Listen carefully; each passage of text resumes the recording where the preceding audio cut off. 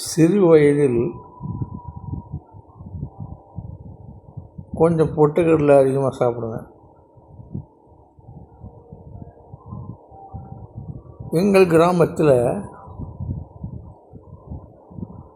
பெட்டி கடையில் ஒரு 5 காசு கொடுத்தா ஒரு பொட்டம் கொடுப்பாங்க, பொட்டுக்கடலை கொடுப்பாங்க.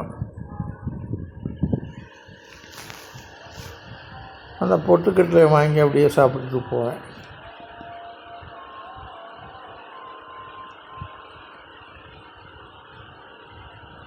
மதிய நேரத்தில் கொஞ்சம் பசி இருக்குமா, அதுக்கு பொட்டுக்கடலை முடிஞ்சால் ஒரு அரையணா 3 காசுக்கு வெல்லம் கேட்டால் கொடுப்பாங்க. அதை வெல்லத்தை போட்டு சாப்பிட்டுருக்கேன். ஒரு நாள் இப்படித்தான் நான்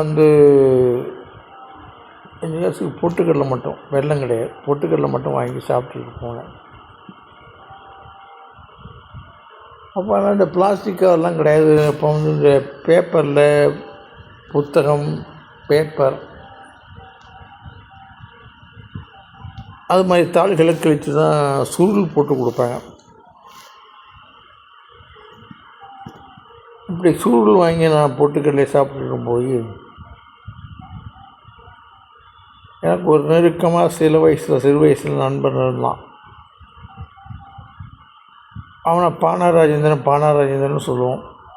பானாராஜேந்திரன்னா பாவண்ணா ராஜேந்திரன் தான், ராஜேந்திரன்.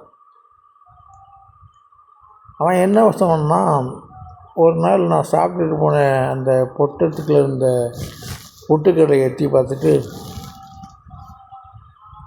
திருநாசு புழு இருக்குடான்னு சொன்னான். உடனே என் கையில் இருந்த பொட்டலத்தை வாங்கினான். நானும் கொடுத்துட்டேன்.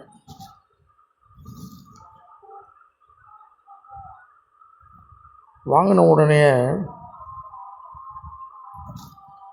அவன் பொட்டலத்தில் இருந்த பொட்டுக்கடலையெல்லாம் அப்படியே நமக்கு நட்டு வாயில் போட்டான். நாமெல்லாம் கையில் ஒவ்வொன்றா எடுத்து கொறிப்போம், ஒவ்வொன்றா எடுத்து போடுவோம். அவன் பக்கம் அள்ளி கொட்டலாம். சாப்பிட்டு முடிச்சு நான் எனக்கு ஒன்றும் கொடுக்குறேன். மிச்சம் கீழே நான் பிடுங்கினதில் கீழே கொண்டு போச்சு.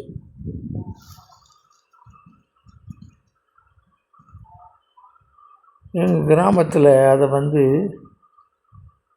தட்டி பறித்தல் அப்படின்னு சொல்லுவாங்க. தட்டி பறிக்கிறதுன்னு சொல்லுவாங்க. இப்போ நாடே அப்படி தான் இருக்குது. இப்போ இந்த நாட்டிலே அப்படி தான் இருக்குது. சிறு வயதில் நான் சந்தித்த அந்த ஏமாற்றம் எனக்கு எத்தகைய வலியை கொடுத்ததோ, அதை போன்ற ஆயிரக்கணக்கான வலியை இந்த நாடு எனக்கு கொடுத்திருக்கிறது. பார்க்கலாம். மாறும் என்கிற சொல்லை தவிர மற்ற எல்லாமும் மாறிக்கொண்டிருக்கும் என்று கார்ல் மார்க்ஸ் சொன்னதை போல எப்போது இந்த நாடு மாறுகிறது என்பதை குறித்திருந்து பார்ப்போம்.